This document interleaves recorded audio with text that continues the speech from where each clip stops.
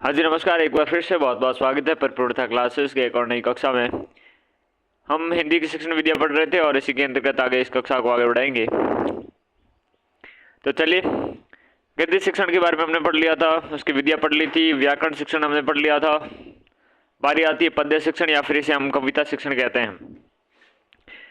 देखिएगा, पद्य के माध्यम से कवि अपने भावनाओं को अभिव्यक्त के सहज में करता है, ठीक है ना। तो अपनी भावनाओं को अभिव्यक्त करने के लिए लोग कविताओं का सहारा लेते हैं, पद्य रूप का सहारा लेते हैं। पद्य के अंतर्गत भावना है, कल्पना है, बुद्धि है, ये तीनों आपके पक्ष क्या है, इसके अंतर्गत समावेश होते हैं आपके भावना, कल्पना और बुद्धि। कविता का अर्थ क्या होता है, परिभाषा क्या है, कुछ विद्वानों के द्वारा क्या परिभाषाएं दी गई है, सारी चीजें समझते हैं। देखिए, वाक्यम रसात्मक काव्यम, रस से युक्त वाक्य ही काव्य है, ये कहते हैं आपके विश्वनाथ कविराज। कहते हैं रसात्मक काव्यम, वाक्यम रसात्मक काव्यम, रस से युक्त जो वाक्य है यही आपके काव्य है। पंडित आपके राज जगन्नाथ, रमणीयार्थ प्रतिपादक शब्द काव्यम, रमणीय अर्थ आपके प्रतिपादित करने वाले शब्द होते हैं। जगन्नाथ के अनुसार क्या है, काव्य है। मम्मट के अनुसार आपके तद दोषो शब्दार्थो सगुणा वलंकृति पुनक वापी, अर्थात दोष रहित गुण युक्त, चाहे अलंकार हो या ना हो, ऐसे शब्द और अर्थ सहित आपकी रचना क्या है, काव्य कहलाती हैं, ये कहते हैं मम्मट। रामचंद्र शुक्ल कहते हैं कविता वह साधन है जिसके द्वारा सेंस सृष्टि साथ हमारे रागात्मक संबंध के रक्षा और निर्वाह होता है। जयशंकर आपके प्रसाद के अनुसार आत्मा की आपके संकल्पात्मक अनुभूति काव्य है। आत्मा की संकल्पात्मक आपकी अनुभूति है, यही काव्य है। हर्बर्ट आपकी रीड के अनुसार कविता सृजनात्मक अभिव्यक्ति है, क्रिएटिव आपके अभिव्यक्ति, गद्य आपके निर्माणात्मक अभिव्यक्ति है। कविता शिक्षण का महत्व क्या है, देखिएगा। कविता शिक्षण के द्वारा बालक के रागात्मक भावों की तुष्टि मिलती है, सौंदर्य की परख और सौंदर्य अनुभूति की शक्ति बढ़ती है और चित्त वृत्तियों का परिष्कार होता है। तो कविता जो शिक्षण है, कविता में हमें रस की अनुभूति होती है, एक भावनाओं की आपकी ओज चीज हमें हृदय को छूती हुई दिखती है। तो बालक के रागात्मक भाव तुष्टि मिलती है, सौंदर्य की परख और सौंदर्य अनुभूति की शक्ति बढ़ती है, उसकी चित्त वृत्तियों का परिष्कार होता है। कविता से हमारे मनोवेग जागरूक और परिष्कृत होते हैं। हमारे जो मन के वेग, मन में जो फीलिंग्स जो हमारे होती है वो जागती है, क्योंकि कविता में वो शक्ति होती है कि उनको जगा दे। इसलिए कविता का शिक्षण होना चाहिए। कविता शिक्षण से रागात्मक तत्व जागृत होते हैं, रसानुभूति होती है। रागात्मक यानी कि किसी शिष्य या फिर किसी विशेष में आपके संवेदना स्थापित करने की शक्ति। साहित्य पाठकों को अनुभूति प्रधान पाठ भी कहा जाता है। भावात्मक पाठों की अनुभूति का साधन है ये कविता शिक्षण। कविता इसलिए इसका शिक्षण होना चाहिए। यह आनंद, सौंदर्य बोध और सौंदर्य अनुभूति के माध्यम से प्राप्त होता है कविता, यह इंपॉर्टेंट है, इसलिए कविता का शिक्षण होना चाहिए, पद्य का शिक्षण होना चाहिए। काव्य से यश और अर्थ प्राप्त होता है और इसे आपके नाद या लय या भावों का आपके आनंद प्राप्त होता है। कविता शिक्षण के प्रमुख रूप से आपके उद्देश्य क्या है, ये देखते हैं।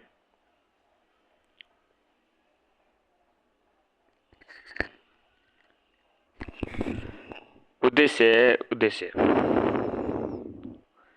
यहाँ पर देखें तो भाई देखो, छात्रों में कविता के प्रति रुचि उत्पन्न करना, यही उद्देश्य रहता है कि इसलिए हम कविता पढ़ाते हैं। यही उद्देश्य रहता है हमारे कविता शिक्षण का कि उसके कविता के प्रति आपकी रुचि उत्पन्न हो, रस की अनुभूति, सौंदर्य की अनुभूति करने की आपकी क्षमता उसके अंतर्गत उत्पन्न हो, कल्पना शक्ति का क्या है उसके विकास हो, अर्थ ग्रहण करने की योग्यता है, अर्थ ग्रहण करने की योग्यता का विकास करना। छात्रों में कविता का आपके सहस्वर पाठ करना, आरोह है, अवरोह है, उचित गति है, आपकी यति है, लय के साथ पाठ है करने की क्या है, योग्यता उत्पन्न करना। कविता के भाव और विचारों के साथ आपके पूर्ण तादात्म्य में स्थापित करके आपके अलौकिक आनंद की अनुभूति करवाना।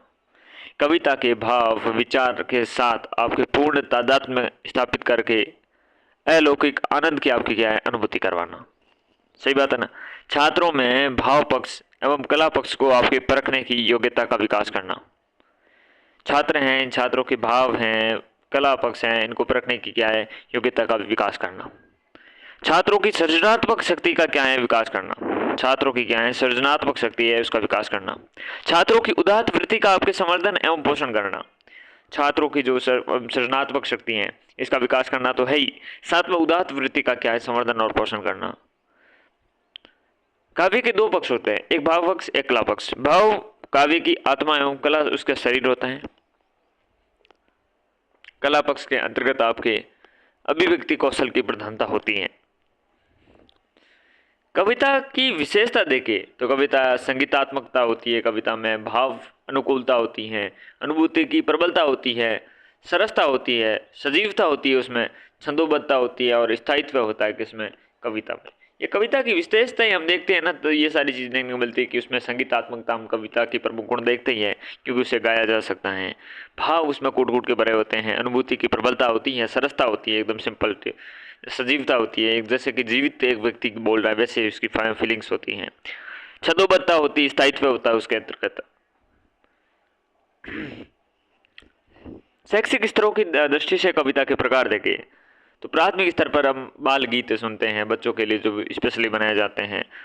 छंदोबद्ध लय वाले गीत या पद्य देखते हैं। लेकिन माध्य स्तर पर जैसे भी हम बढ़ते अपने, जो वर्णन प्रधान काव्य साहित्य है वो आ जाता है। ठीक है ना। बाल गीत में तो सिर्फ गाना बजाना, आनंद लेना, ताकि उसमें आधारभूत आपके गुण विकसित हो सके कविता के या पद्य जो पार्ट है उसके। लेकिन माध्य स्तर जैसे जैसे बढ़ता है तो वर्णन प्रधानता देखने को मिलती है। इसमें ध्यान रखना चाहिए कि पद्य या कविता की भाषा का स्तर कक्षा के स्तर के अनुकूल हो। कविता की भाषा सरल होनी चाहिए, कविता जीवन से संबंधित होनी चाहिए, कविता कल्पना जगत में विचरण करती होनी चाहिए। अब उच्च माध्यमिक में इस तरह यहाँ पर भावात्मक होता है, साहित्य सौंदर्य की आपकी प्रधानता, प्रधान कविताएं देखने को मिलती हैं। तो भावात्मकता के साथ में साहित्यिक सौंदर्य प्रधान कविताएं देखने को मिलती है उच्च माध्यमिक स्तर पर।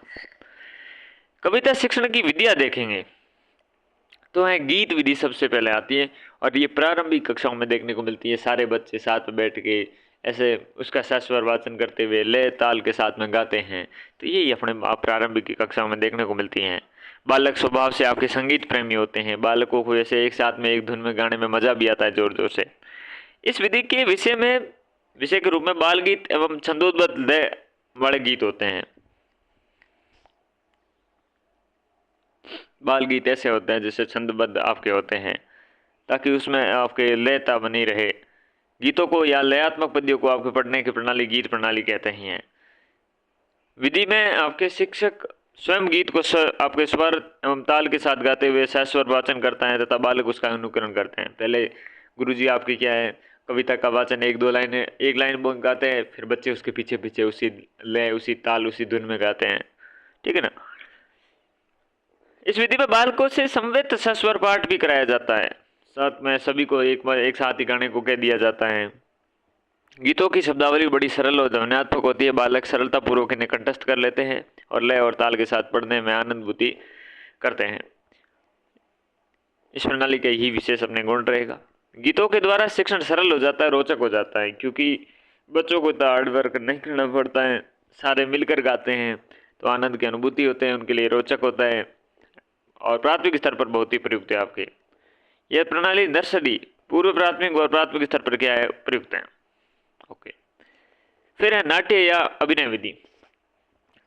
ये विधि भी आपके गीत विधि का विकसित रूप है। प्रारंभिक स्तर पर अनेक ऐसे गीत पढ़ाने होते हैं।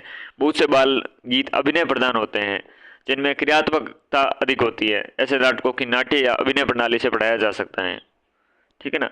तो नाट्य या अभिनय प्रणाली ऐसे अंग का संचालन, आलू के बेटा चलो कहाँ गए थे, तो इसमें ऐसे दिखाया जाता है जैसे कि आलू का सिंबल बना के, बंदर का सिंबल बना के। ठीक है ना।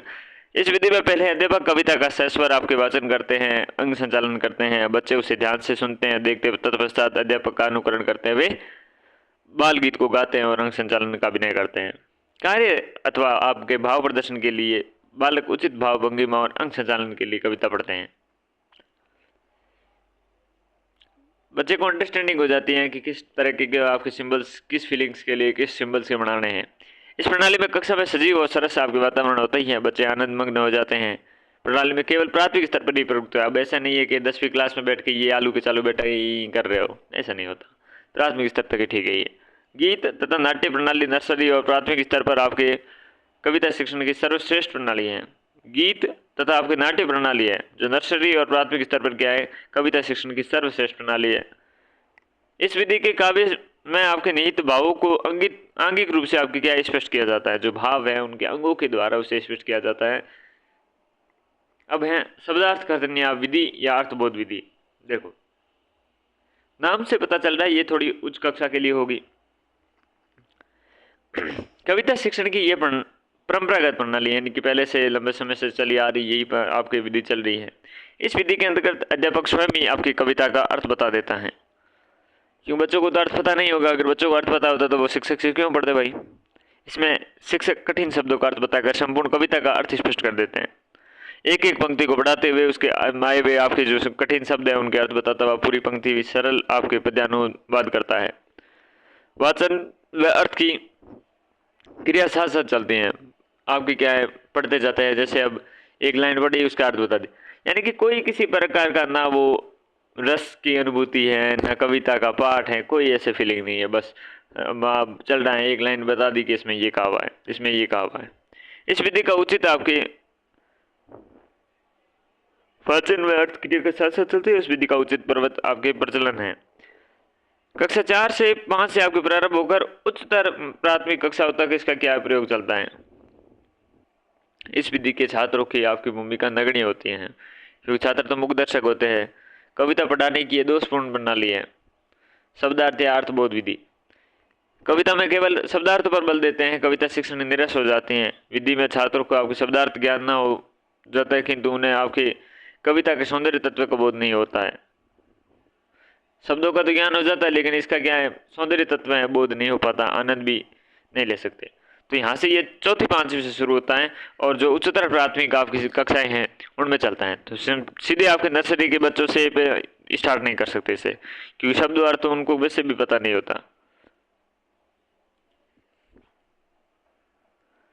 दंडात्मक विधि, दंडान्वय विधि क्या है। देखो सबसे पहले ये देखो कि यहाँ के आपके प्रवर्तक कौन है।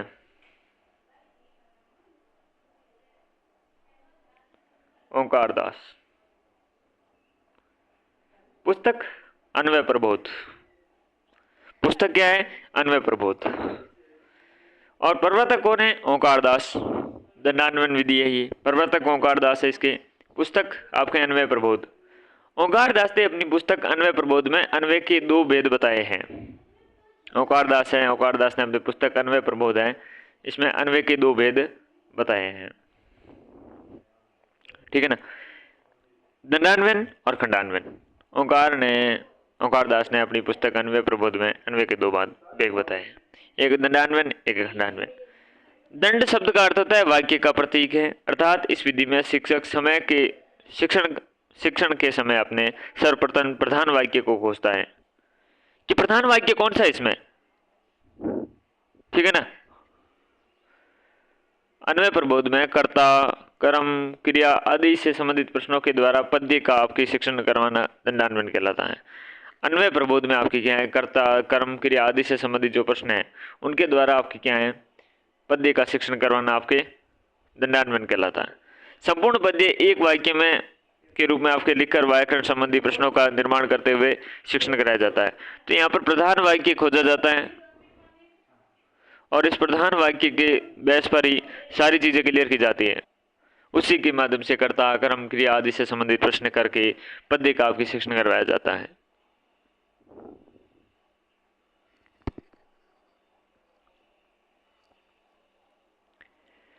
यह मनोवैज्ञानिक सिद्धांत है।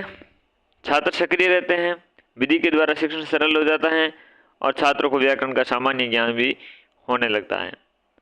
पाठ के प्रवाह में अवरोध आता है, क्योंकि एक प्रधान वाक्य खोज के बैठ जाते हैं फिर उसके बारे में व्याकरण ज्ञान देते तो पाठ का जो प्रवाह टूटता है।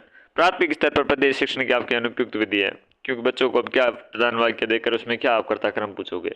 ठीक है ना। खंडान्वयन विधि जिसे प्रश्नोत्तरी आपकी प्रणाली भी कहेंगे। कविता की एक एक पंक्ति, उसके एक एक खंड पर प्रश्न पूछते हुए कविता का अर्थ बताने की विधि प्रश्नोत्तरी या खंडान्वयन विधि कहलाती है। यह विधि गद्य शिक्षण की प्रणाली की भांति है। इसमें पद्यांश के खंड करके प्रत्येक तथ्य, भाव या विचार के संबंध में प्रश्न पूछा जाता है और इन्हीं प्रश्नों के माध्यम से बच्चे को बहुत ज्यादा आपकी क्लियरिटी होने लगती है। अभिष्ट उत्तर प्राप्त करते हुए आपके संपूर्ण विषय वस्तु का परिचय प्राप्त छात्रों को करा दिया जाता है। प्रश्नों के उत्तरों से ही आपके कविता का अर्थ ज्ञान कराया जाता है और जो प्रश्न के अर्थ होते हैं, उत्तर होते हैं, उन उत्तरों के माध्यम से कविता का अर्थ ज्ञात होता है। यह विधि वर्णनात्मक या ज्ञानात्मक कोटि की कवियों के लिए प्रयोग में ली जाती है।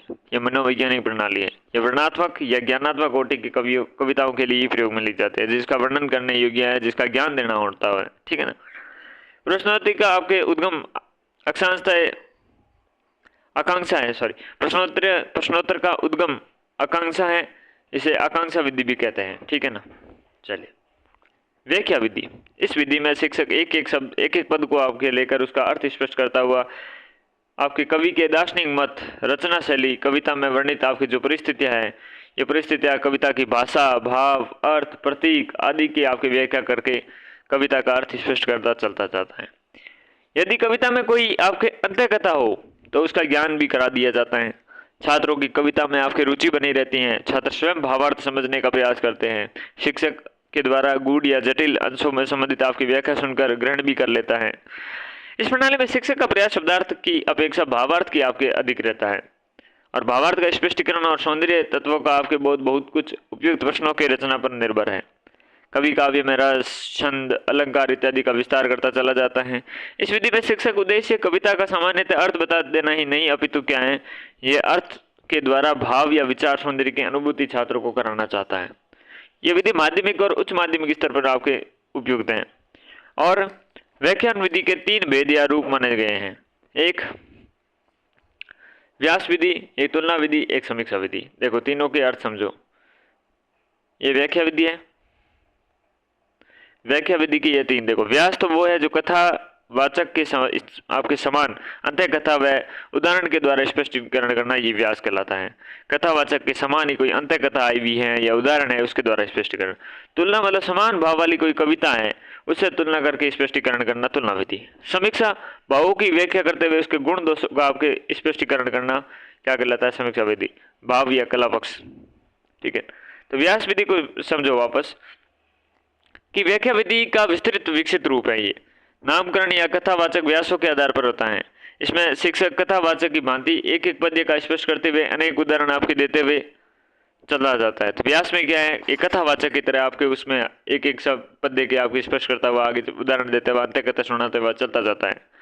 इसमें अध्यापक कथावाचक की भांति कविता के एक एक शब्द के अर्थ और विशिष्ट भावार्थ विस्तृत रूप से समझाने के लिए कभी उदाहरण, कभी दृष्टांत, तो कभी प्रवचन, अर्वाचीन कथाएं उदाहरणों के द्वारा प्रस्तुत करता है। इस विधि में कविता को भाषा और भाव की आपके दृष्टि से परखा जाता है। इसके भाव के स्पष्टीकरण के लिए अनेक उदाहरण, दृष्टांत, सूक्तियां, कथाएं प्रयोग में आपकी व्याख्या की जाती हैं।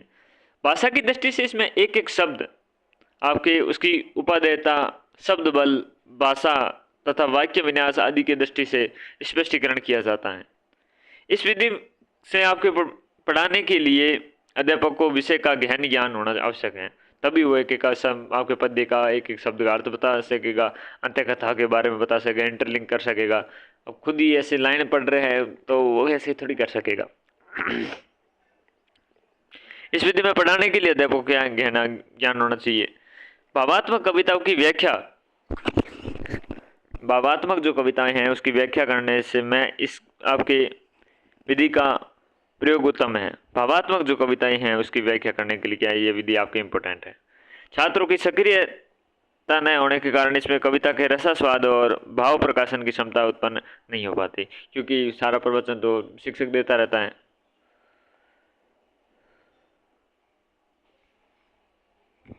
तुलना विधि, इस विधि के अंतर्गत शिक्षक प्रस्तुत कविता के समान भाव वाली कोई दूसरी कवि द्वारा या फिर अन्य कवि के द्वारा रचित जो कविताएं हैं, उसी कवि हो या फिर अन्य कोई कवि हैं उसके द्वारा रचित कविताएं हैं, छात्रों के सम्मुख प्रस्तुत की जाती हैं। 3 प्रकार से की जा सकती हैं। एक ही साहित्य के एक ही कवि के समान भाव वाली अलग अलग कविताओं की तुलना, एक ही साहित्य के अलग अलग कवियों के समान भाव वाली अलग अलग कविताओं की तुलना, अलग अलग साहित्य के अलग अलग कवियों के समान भाव वाली अलग अलग कविताओं की तुलना, भाव समान होने चाहिए बस। इसे कविता पठन में छात्रों की रुचि बढ़ती है, छात्रों की कल्पना शक्ति का क्या है विकास भी होता है। इस विधि में कविता के व्यापक आपके अध्ययन पर बल दिया जाता है। इस विधि के द्वारा शिक्षण आपके कराने से छात्र विभिन्न आपके शैलियों हैं, कविताओं के विभिन्न रूप हैं परिचय हो जाता है, और यह विधि भी आपके उच्च कक्षाओं के लिए उपयोगी। तो शैली हैं, कविताओं के विभिन्न रूप हैं, इससे आपके क्या परिचय होता है। समीक्षा विधि देखें तो ये विधि आपकी शास्त्रीय विधि है, और इसके अंतर्गत कविता के भाव पक्ष और कला पक्ष के प्रश्नोत्तर विधि द्वारा शास्त्रीय समीक्षा की जाती है। इस विधि के शिक्षक का ध्यान कविता के अर्थ व्याख्या के साथ साथ साहित्य के आलोचनात्मक सिद्धांतों को भी स्पष्ट करते रहने की आपके बना रहता है। इस विधि में प्रस्तुत कविता के छंद, अलंकार, रस, भाषा, शैली आदि का आपके गुण दोष का भी शास्त्रीय विवेचन आपके शिक्षक करता है। उच्च स्तर की आपकी कक्षाओं के लिए क्या अधिक उपयोगी है। बच्चे तो ऐसे है नहीं कि लग जाएंगे कि भाई हाँ ठीक है, ये इसमें ये दोष है, ये क्षमता, ये लय वगैरह सही नहीं है, ऐसा नहीं होता है। अब बात करेंगे नाट्य शिक्षण की। काव्य के दो भेद होते हैं, एक होता है श्रवण काव्य या श्रव्य काव्य, और एक होता है दृश्य काव्य। नाटक को दृश्य काव्य की श्रेणी में कहा जाता है, और नाटक शब्द संस्कृत के नट धातु से बना है, जिसका अर्थ होता है नाचना, अभिनय करना या अनुकरण करना। आचार्य धनंजय ने नाट्य की परिभाषा इस प्रकार से दी, अवस्थानुकृति नाट्यम, अर्थात अवस्था का अनुकरण करना ही धनंजय के अनुसार नाटक है। यह अनुकरण या अभिनय आंगिक, वाचिक, आहार्य एवं सात्विक 4 प्रकार का होता है। अंग का, वाचन से, आहार्य एवं सात्विक। नाटक में समस्त कलाओं का समावेश माना जाता है। नाटक रूपक काव्य का ही एक भेद है। तो रूपक काव्य का भेद नाटक समस्त कलाओं का समावेश करने वाला नाटक होता है। भारतीय दृष्टि से नाटक के 3 भेद होते हैं, वस्तु, नेता और रस। भारतीय दृष्टि से नाटक के कितने तत्व होते हैं? 3। वस्तु होता है, नेता होता है, रस। वस्तु नाटक की कथा वस्तु को कहा जाता है। नेता को नाटक के नायक, नायिका, विदूषक, प्रतिनायक आदि आपके सभी चरित्रों का समावेश होता है। और रस में काव्य में जो आने वाले नाटक की आत्मा माना जाता है। प्राचीन दृष्टि से में आपके नाटक में श्रृंगार, करुण और वीर, इन तीनों रसों में आपके किसी एक रस की प्रधानता मानी जाती थी। ठीक है। नाटक शिक्षक आपके हैं, इसके उद्देश्य देखें तो छात्रों को अवसर अनुकूल आपके भाव के अनुसार वार्तालाप करने के लिए कला में आपके निपुण करना। छात्रों को क्या है? अवसर के अनुसार आपके भाव के अनुसार वार्तालाप करने की कला में निपुण करना। छात्रों में आपके शब्द भंडार, सुक्ति भंडार में वृद्धि करना। अभिनय कला का विकास करना। नैतिक और चारित्रिक गुणों का आपके क्या विकास करना। नाटक के द्वारा छात्रों का स्वस्थ मनोरंजन होता है। कल्पना शक्ति और तर्क शक्ति का आपके विस्तार होता है। शुद्ध आपके उच्चारण के साथ उचित भाव प्रकाशन के योग्यता का विकास होता है। संवाद है, अभिनय कला है, इसमें कुशलता प्राप्त करता है। रंगमंच पर आपके अभिनय द्वारा शुद्ध उच्चारण, प्रभावपूर्ण आपके कथन, भाषा प्रयोग की योग्यता का विकास होता है। तो रंगमंच पर आपके अभिनय के द्वारा शुद्ध उच्चारण, प्रभावपूर्ण कथन, भाषा प्रयोग की योग्यता का क्या होता है? विकास होता है। छात्रों में आपके साहित्यिक, कलात्मक एवं जो सृजनात्मक वृत्तियां हैं, इनका विकास होता है। छात्रों में क्या है? साहित्यिक, कलात्मक एवं सृजनात्मक वृत्तियों का क्या होता है? विकास करना होता है। छात्रों में निरीक्षण शक्ति है, बोध शक्ति है, विवेचन जो शक्ति है आदि का विकास करना है। जीवन के विविध आपके पक्षों का ज्ञान कराना है। छात्रों के अनुकरण का अवसर प्रदान करना है। भरत मुनि द्वारा आपके नाटक शिक्षण के उद्देश्य बताए गए। हितु आपके हितोपदेश जन है, और साथ में विश्रांति जनन, विनोद जन बताए गए हैं। विनोद, विश्रांति, हितोपदेश, ये भरत मुनि के द्वारा नाटक शिक्षण के उद्देश्य बताए गए हैं। या हित का उपदेश, विश्रांति और विनोद। छात्रों के अनुकरण का अवसर प्रदान करना है। जीवन के विविध जो पक्ष है उनका ज्ञान कराना है। निरीक्षण की शक्ति है, बोध शक्ति है, विवेचन की शक्ति आदि का विकास करना है। साहित्य, कलात्मक, सृजनात्मक वृत्तियों का विकास, ठीक है ना, ये सारे इसके प्रमुख रूप से उद्देश्य रहने वाले हैं। नाटक के तत्व देखे तो कथोपकथन होते हैं, यानी कि एक कथन किसी और के द्वारा, फिर किसी और के द्वारा, यानी कि कथन चलते रहते हैं। कथा वस्तु तो होती है, बिना कथा वस्तु के कैसे आप कोई नाटक करोगे? उसमें पात्र और चरित्र होंगे, और उन जो पात्र चरित्र का उनका चित्रण होगा। भाषा शैली होंगे, और किसी न किसी उद्देश्य से कोई चीज़ लिखी जाती है, तो नाटक भी किसी उद्देश्य से लिखा जाएगा, तो भी इसका तत्व रहेगा। नाटक शिक्षण की विधियां देखें तो आदर्श नाट्य या आदर्श अभिनय विधि, इस विधि में शिक्षक स्वयं आपके संपूर्ण नाटक का भावपूर्ण मुद्रा करता है। क्योंकि आदर्श शब्द आते ही आपको शिक्षक सबसे पहले माइंड में आना चाहिए। वाचिक अभिनय करता है, वैसे कक्षा में छात्रों के आपके समक्ष नाटक के प्रत्येक जो पात्र हैं उसके अनुसार उचित आरोह अवरोह के पूर्वक आपके पाठ का वाचन करता है। तो सारे कैरेक्टर वही करता है, उसी के पात्रों के नाम साहब से कभी बोलता है रावण बनता है तो जोर से बोलता है, फिर राम बनते तो उनके धैर्य आते हैं बात में, ठीक है ना। तो शिक्षक के हाव भाव से क्रोध, घृणा, प्रेम आदि स्पष्ट हो जाते हैं। इस विधि के द्वारा शिक्षण कराने में नाटक के सभी पात्रों के भाव और चरित्र का पूर्ण प्रकाशन हो जाता है। नाटक शिक्षण के उद्देश्य से दृष्टि से यह आपकी उचित विधि है। प्राथमिक और उच्च प्राथमिक आपके स्तर पर यह उपयोगी है, ठीक है, क्योंकि इस स्तर पर आपके नाटक सरल व लघु होते हैं। सभी शिक्षक इस स्तर के हाव भाव आदि प्रस्तुत करने में सक्षम नहीं होते हैं। सभी जो शिक्षक हैं इस स्तर के हाव भाव आदि प्रस्तुत करने में सक्षम नहीं होते हैं, क्योंकि सबों में ये टैलेंट नहीं हो पाता है। प्रकृति से सभी व्यक्ति सभी प्रकार की भूमिका का निर्वहन करने में सक्षम नहीं होते हैं और इस विधि के शिक्षक ही अधिक सक्रिय रहता है। ये आपके मनोवैज्ञानिक विधि है। अभिनय विधि, ये दो प्रकार के होते हैं, एक कक्षा अभिनय, एक होता है रंगमंच अभिनय। तो कक्षा अभिनय समझो पहले, यह विधि सभी स्तरों पर आपको प्रयुक्त की जा सकती है और इस विधि का प्रयोग कक्षा में छात्रों के द्वारा किया जाता है। इस विधि के अंतर्गत आपके शिक्षक नाटक के सभी पात्रों की भूमिका है जो छात्रों में वितरित कर देता है, ठीक है ना। और छात्र अपने सामान्य जो वेशभूषा है, स्कूल की जो वेशभूषा होती है उसी वेशभूषा में आपके उपस्थित होकर पात्रों के संवाद का आपकी क्या करता है, वाचिक अभिनय करता है। छात्रों का हाव भाव, आपके आरोह अवरोह, प्रसन्नुगुण, आपके प्रसन्नुगुण आपके क्या होता है, पात्रों का संवाद को बोलते हैं, ठीक है ना। और इस प्रणाली में आपके छात्रों को भावानुरूप अभिनयात्मक पठन का अवसर मिलता है और वे आनंद का भी अनुभव करते हैं। यह एक मनोवैज्ञानिक और आपकी उद्देश्यपूर्ण प्रणाली होती है, क्योंकि बच्चों को मौका मिलता है उनके अपने टैलेंट को दर्शाने के लिए और आप वो चीज़ें अपने उचित हाव भाव हैं, आरोह अवरोह हैं, प्रसंग के अनुसार आपके पात्रों का संवाद करते हैं तो काफ़ी चीज़ें सीखते हैं। रंगमंच अभिनय ऐसा विधि होती है जिसमें अंतर्गत बालक के द्वारा वास्तविक रंगमंच पर आपके नाटक का क्या किया जाता है, छात्रों के अनुरूप ही आपके विशेष तौर से वेशभूषा धारण करके विधिवत आपके अभिनय किया जाता है। ये क्या कहलाता है, आपके रंगमंच अभिनय कहलाता है। इसके द्वारा बालकों का उत्साह बढ़ता है, उनकी झिझकता दूर होती है और प्रभावपूर्णता की दृष्टि से ये आपकी उचित प्रणाली है, किंतु कक्षा शिक्षण की दृष्टि से व्यवहारिक नहीं है, क्योंकि कक्षा में ये सारी चीज़ें वेशभूषा पहना के कब ये इतना टाइम भी नहीं होता है। समवाय विधि के आपके अभाव में नाटक शिक्षण के सर्वोत्तम विधि है। समवाय विधि के आपके अभाव में नाटक शिक्षण की सर्वोत्तम विधि है। यह विधि समय, साधन और आपके श्रम व्यवसाध्य हैं, अर्थात अत्यधिक खर्चीली विधि है। और इस विधि के द्वारा पाठ्यक्रम में विद्यमान सभी नाटक नहीं पढ़ाए जा सकते, क्योंकि विद्यालय के संसाधनों का क्या होता है, अभाव होता है।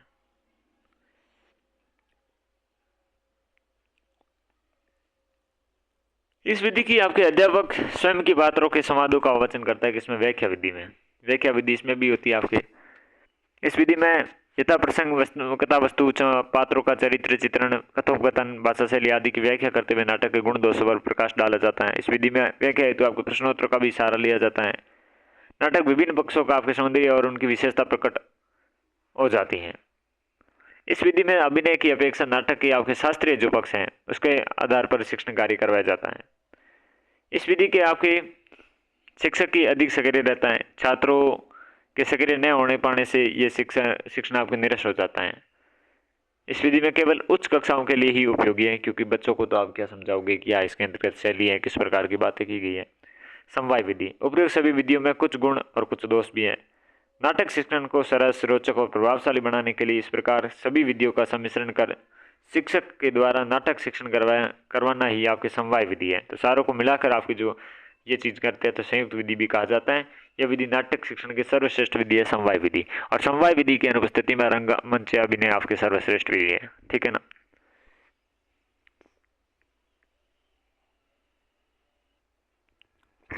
अब हम बात करते हैं कहानी शिक्षण की। कहानी गद्य साहित्य की सर्वाधिक आपकी लोकप्रिय विधा है और हर कोई चाहता है कहानी सुने। कहानी सुनने में सबको मजा आता है। हिंदी साहित्य का सबसे अधिक मनोरंजक अंग यही होता है।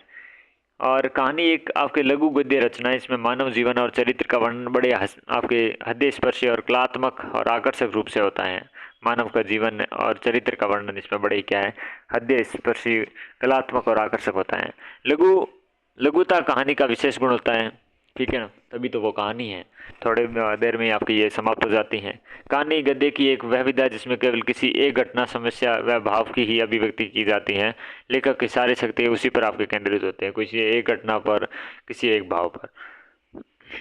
परिभाषा देखें, मुंशी प्रेमचंद के अनुसार देखें तो कहानी एक ऐसी रचना है जिसमें जीवन के किसी एक अंग या मनोभाव को प्रदर्शित करना ही लेखक का उद्देश्य हो। उसके चरित्र, उसकी शैली, उसका कथात्मक उसी एक भाव को पुष्ट करते हो।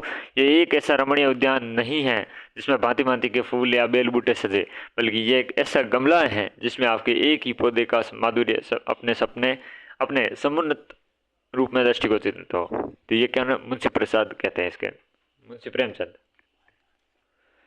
कहानी एक आपके लघु गद्य रचना है। कहानी जीवन की वास्तविकता होती है। कहानी में नाटकता का समावेश होता है, ठीक है ना। कहानी एक निश्चित लक्ष्य होता है, किसी एक विशेष लक्ष्य के लिए तो कहानी लिखी जाती है। कहानी में प्रभाव की एकता होती है। कहानी में संघर्ष और कौतूहल होता है। कहानी पाठकों का मनोरंजन करने की क्षमता रखती है, इसलिए तो मुख्यतः यही होता है इसमें। कहानी की महत्व और उपयोगिता देखें। सामान्य ज्ञान की आपकी वृद्धि होती है। इससे मानव व्यवहार एवं चरित्र का परिचय प्राप्त होता है। तर्क, विवेक, संकल्प और कल्पना शक्ति के क्या है, अभिव्यक्ति होती है, ठीक है ना। मानव व्यवहार और चरित्र का क्या है, परिचय होता है। सामान्य ज्ञान वृद्धि होती है। तर्क, विवेक, संकल्प और कल्पना शक्ति की अभिव्यक्ति होती है। अवलोकन और निरीक्षण की शक्ति का विकास होता है। अवलोकन है, निरीक्षण है, इसकी शक्ति।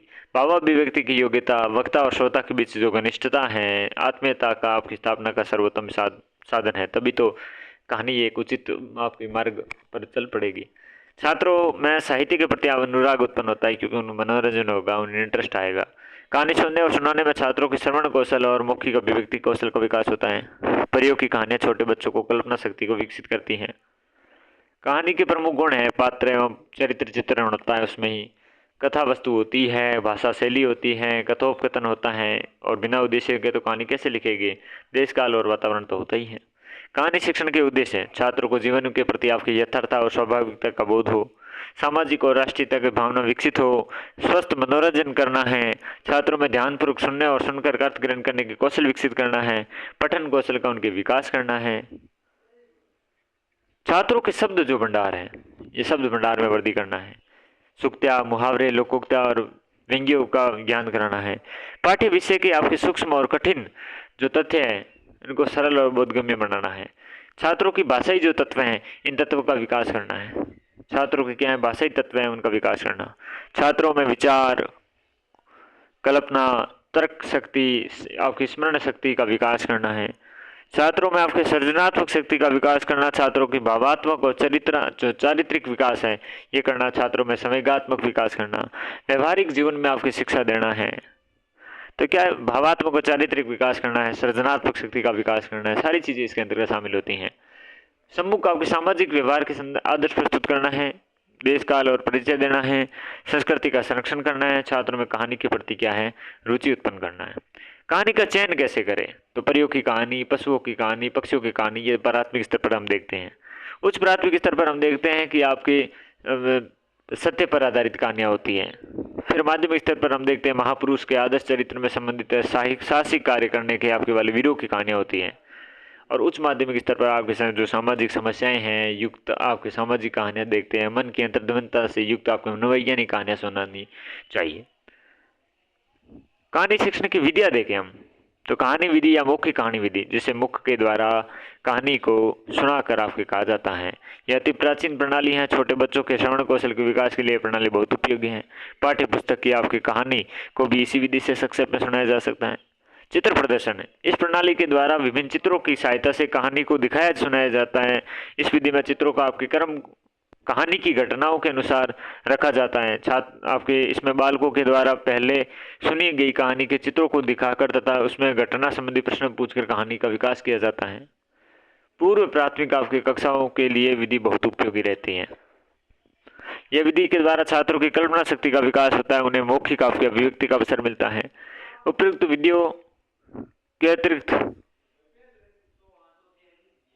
कहानी शिक्षण है तो आपकी जो विद्या है अपनाया जाता है। अर्थकथन विधि है, व्याख्या विधि है, विश्लेषण विधि है, समीक्षा विधि है। तो अतिरिक्त जो कहानी शिक्षण है, कहानी शिक्षण हेतु जो विद्या है उनको अपनाया जाता है अर्थकथन विधि, व्याख्या विधि, विश्लेषण विधि, समीक्षा विधि, जो हम पहले से पढ़ चुके हैं गद्य विद्या और नाटक शिक्षण के अंतर्गत। ठीक है ना। विश्लेषण हमने देखा वाक्य से किस प्रकार से शुरू होता है, उसके अंतर्गत खरोचना शुरू करता है। समीक्षा हम देखते हैं कि इसके गुणात्मक और के जो गुण और दोषों की समीक्षा होती है। व्याख्या विधि हमने विस्तार से देखी, कैसे हर चीज का व्याख्या की जाती है, अर्थ को कथन कहा जाता है। व्याख्या में हमने तुलनात्मक व्यास विधि देखी, ठीक है ना, समीक्षा विधि देखी। तो चले एक बार इस कक्षा को यहीं पर रोक देते हैं। अगली कक्षा में हम रचनात्मक शिक्षण से प्रारंभ करेंगे और वहीं से आगे बढ़ते रहेंगे। तो इस कक्षा में बस इतना ही, मिलते हैं अगली कक्षा में, तब तक के लिए नमस्कार।